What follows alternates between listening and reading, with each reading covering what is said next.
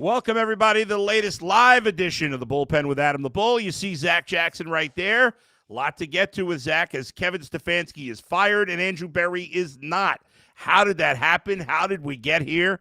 And what's next for the Browns is all coming up. But first, I want to let you know that BetRivers players who place the same game parlay of at least $10 on NFL or NCAA football games will receive an entry into the weekly Squares game. Winning Squares can earn up to a $50 bonus bet per entry. See the BetRivers app or website for more details.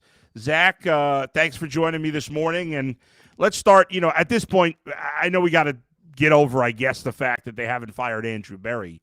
But before we put that to bed, your thoughts officially now of Kevin Stefanski being fired and Andrew Berry being retained.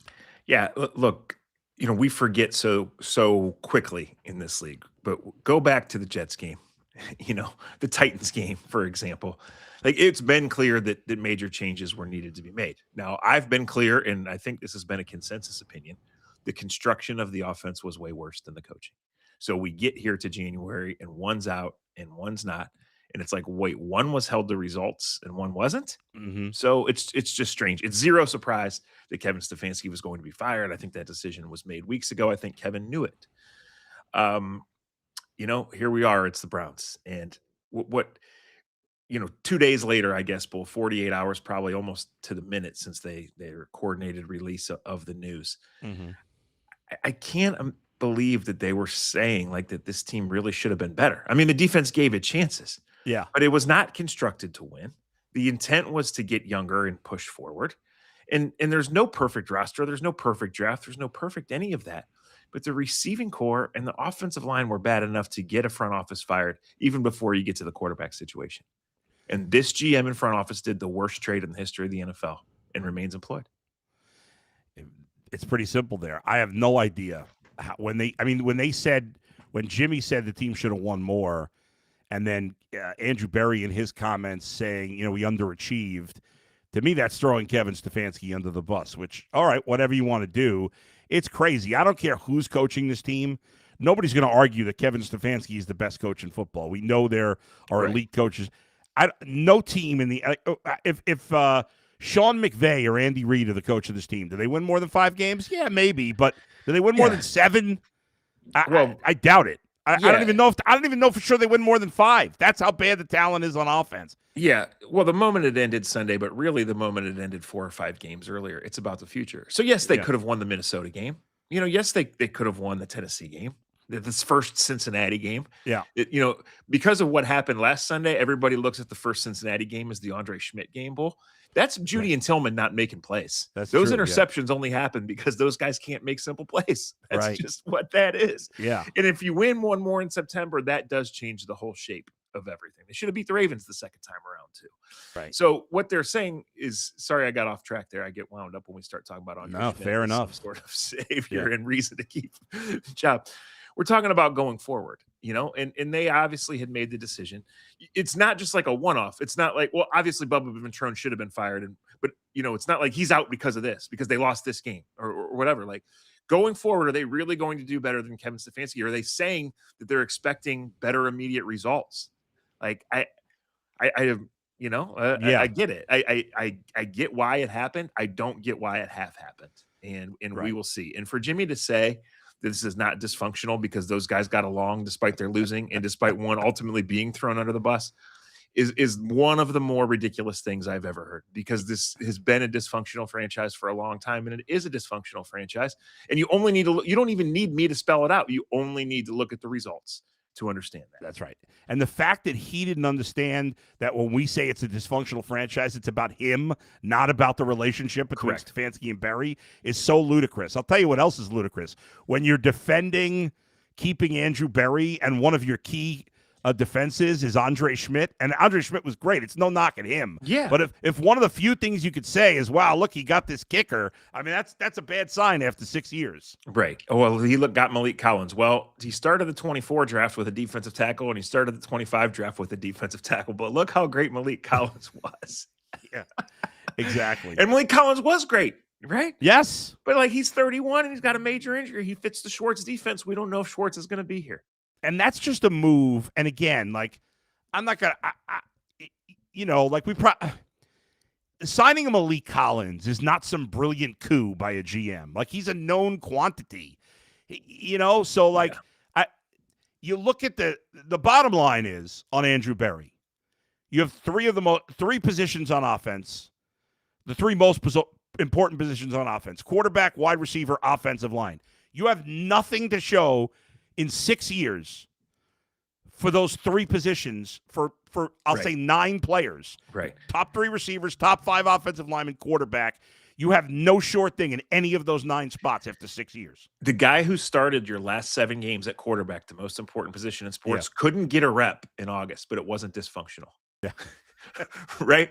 Had no clue what to do with the quarterbacks. Just we're signing guys, trading guys, putting guys in, but it's not dysfunctional. Right? Like, it's so insulting. Yes. It really is. Yeah, maybe he doesn't know what the definition of dysfunctional is. I guess that's possible. Let's start with now, the Browns obviously starting their coaching search. The first name, I can't even, of course, had to write it down because I had no idea who this guy was. He might be a great coach, but the Browns are talking with Seattle defensive coordinator Aiden Dirty. I don't know if I'm saying his name right. Have you ever heard of this guy? Yeah, I mean, I'm aware of the story to an extent. Mike McDonald is the defensive genius there. Yeah. Look, this is going to be a wide-ranging search and a slow search. So I'm not saying that this guy or Monken aren't going to be there at the end. Right. But just because they're the first to leak doesn't mean anything. Not at all. As you go through about this search pool, if you have guys who either A, have been a head coach before, or B, you have some experience with, or they have experience on the circuit, you don't need to submit them right away, especially when they're all involved in the playoffs. Right. Almost by default, people with the Rams, Seahawks, 49ers are going to be involved in multiple weeks of the playoffs. Even if one of them gets beat this week, the Rams and Seahawks might play each other next weekend, depending on how the bracket goes. So the new schedule basically is you can do Zooms with people involved with other teams now, but you can't interview any of those guys in person until at least the 19th. And that's a long way away. That's 2 weeks from firing Monday. Right. And that's just getting into how things are going to go. So it's going to be a patient search. It's going to be a wide-ranging search. And there will be people that somewhat get interested down the road. I was only mildly surprised to see Monken. Based on resume, he'd be interviewed. I can't believe you would hire Kevin Stefanski to hire a grumpier Kevin Stefanski. But, these are the Browns, so I'm not going to be surprised. So I would just caution to people that I think 12 is probably a bit too high. But I think in some form or fashion, you're going to see 8+ interviews, and you're going to see a deliberate search. And then, with the Harbaugh thing and maybe a LaFleur or someone else becomes available because this is a crazy league, we didn't know. Maybe they get involved down the road. So I would caution. Obviously, you want to be in it, you want to see, but I would try to not jump to conclusions or think that anything is over right now. It's their job to build a candidates list, and it's their job to dig in on candidates that maybe aren't being talked about or being blogged about, or their agents, right, in this culture, just put them out there. But I don't think that means that those guys are ultimately going to be at the top of the list, or just because the Browns haven't publicly been linked to a guy that they're not going to talk to him, or maybe have tried to at some point already. You think Harbaugh would even take a call from Jimmy Haslam? I think he'd be silly not to take a call. Fair. Does it get to the second call? Does it get to – we'll see. I think the context clues of the 48 hours are that Harbaugh and Stefanski both want to coach. Yes. And that was kind of the question coming off their situations. Now, the Harbaugh situation is much newer. It wasn't until 30-some hours after Stefanski was fired that he became available. But look, in the realm of, are there more attractive jobs on the surface than the Browns? And are there more winning-ready jobs better than the Browns? Yes. These things don't go in order. The Browns pay a lot of money. People that want to coach and want power and want certain things at least want to hear. So should Harbaugh take the call? Yes. Do I think that there are more attractive jobs? Yes. But again, I don't think that means that the Browns are way out. The Browns might end up with their 7th candidate or someone we don't know about. But I wouldn't just say on the surface, because the Browns don't have a quarterback and because they're keeping Andrew Berry, that it's a totally terrible job. The Browns pay well, and somebody who's in this spot goes into this job thinking he can win. And if he goes and impresses the committee and feels the impression that whoever he is, that he can get the right people in place, that he feels good about the plan to boost up the offense, then he'll take it. So I'm not ruling out a Harbaugh or a Saleh or one of these names whatsoever. Not at this point anyway. I like it. You never know. Listen, outside of the Ravens now, none of these jobs are amazing. I guess, it depends what you feel about Jackson Dart or Cam Ward in terms of the Raiders, Mendoza or Moore. Yeah. Obviously, the Cardinals, are in as bad a shape as the Browns. The Falcons got a great owner, probably maybe not including the Ravens, the best owner of these teams. The Giants had been a good organization, obviously, for many years, but have been terrible for the last decade. So it depends what you think of these quarterbacks. But it's not like these are some pretty bad franchises outside of Baltimore. They are. Yeah. They are. And that's why these jobs are open for the Yeah. most part, right? Yeah, Atlanta's kind of under the radar, right? Especially up here in Northeast Ohio. The Browns don't play them. Yeah, But right. they're in a division that's winnable. They've got some nice young players at multiple positions. Arguably the best running back, right? A true number one receiver, a quarterback who's under rookie contract. Like, that's appealing. You play some messy teams there. It's been a franchise that has won. So that is an appealing job. The Giants comes with its own challenges, but it does come with a quarterback. It does come with Malik Neighbors, assuming he's healthy. They have some really nice young pass rushing pieces too. So, yeah, on the surface, Bull, those are better jobs than the Browns' job is right now. But really, it's up to Barry and Haslam and whomever else is on that committee to shift that thinking, and it's up to whoever they ultimately pursue to think, hey, do I want this? Because there's only 32 of them, and they are going to pay really well. Right. Do you, in general, do you prefer a coach that has had experience already, or does that not matter? Do I? Yes. But I think there's two ways to go about this. I think if they truly believe what they've said and they truly believe looking at the schedule and the defense and the fact that the offense has nowhere to go but up, that they can be better next year, and they think things were messy, then I think there is something to be said for Saleh or for Harbaugh or for going down that list. Right. If you truly are pointing down the road, you just can't come out and say it because you don't want it to get messy with Myles Garrett again, or whatever's being sold. If Barry really thinks he's under some one and done pressure, which he should, although the facts probably say he's not, right? Yeah. Then I think you look at, you want the best coach, and you want to use this search for a thorough examination of the market, of your own team, of what you think you want to be. And they made the decision, and not easy one, obviously, that Kevin Stefanski wasn't the guy for many reasons. And so I think getting the guy is more important, but I do think that as you lay out those guidelines and try to make them match and mesh with where you are, you kind of find out where you are. And as these searches go on for 3-4, maybe more weeks, if a guy's involved in the Super Bowl, then I think that's something that you probably answer yourself down the road. Are you convinced that Kevin Stefanski is definitely getting a head coaching job?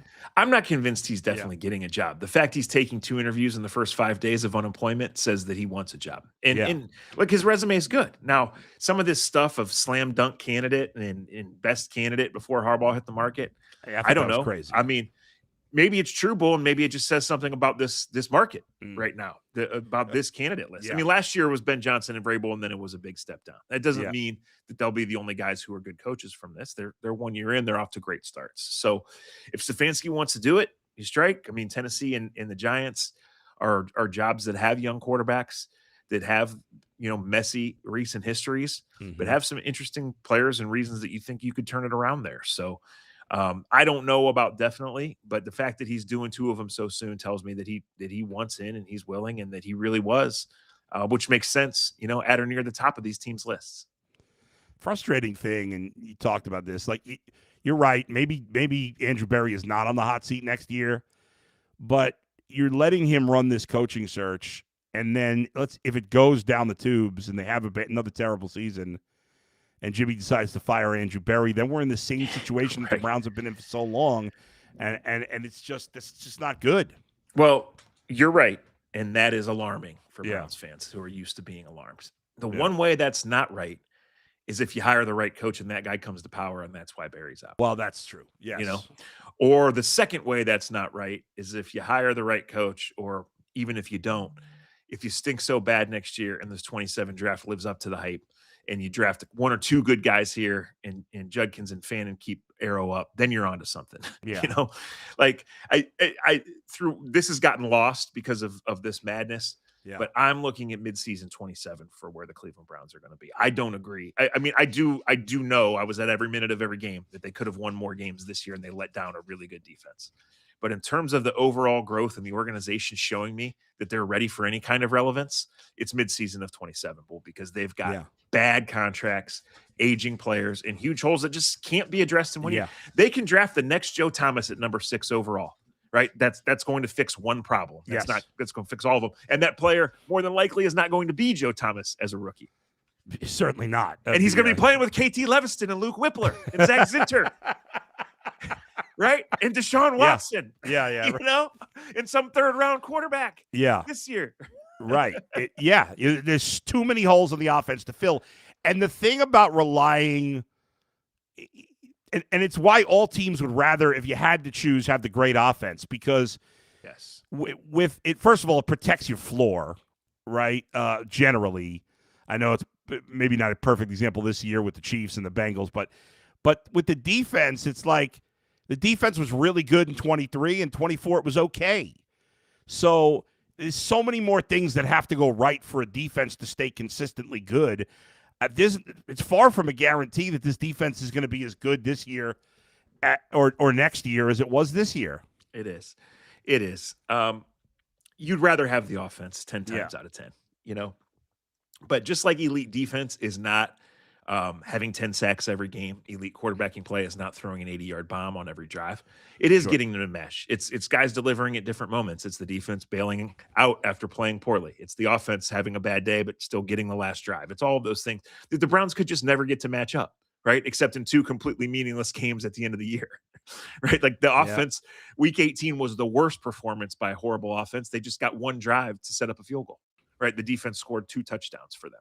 Yeah, but I'd feel better to answer your question. Yeah, anyone, me, you, someone who's worked in a league, someone who's a coach, would rather go forward with Jamar Chase, T. Higgins, and Joe Burrow than Denzel Ward, Carson Schlesinger, and Myles Garrett. Like, it's not even a question. Right, and that's not to knock Myles Garrett and Denzel Ward whatsoever. That's just the facts.